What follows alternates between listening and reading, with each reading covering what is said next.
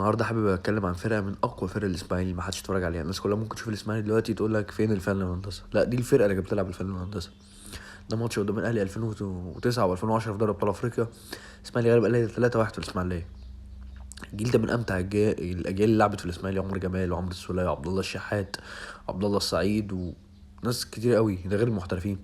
الجيل ده لولا ان هو قابل عنفوان الاهلي وقوه الاهلي من 2007 لحد 2012 او 2005، لا الجيل ده كان ممكن ياخد 2 3 دوري على الاقل وكام كاس مصر. بس الجيل ده قابل قوه الاهلي. يعني مثلا ده قدام الاسماعيلي ما كانش بيخسر من الزمالك. بس ده عمر جمال، ده من احرف اللعيبه اللي انا اتفرجت عليها في حياتي في مصر.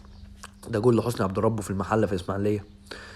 فرقه كبيره جدا كانت موجوده وما خدتش حقها. ده مثلا يعني حاجه بسيطه من الاسماعيلي عمله. ده جون في الاهلي مثلا في استاد القاهره، الاسماعيلي بيكسب الاهلي 1-0 او تعادل معاه، مش فاكر بالظبط. ده جول للاسماعيلي عمر جمال في الهلال السوداني.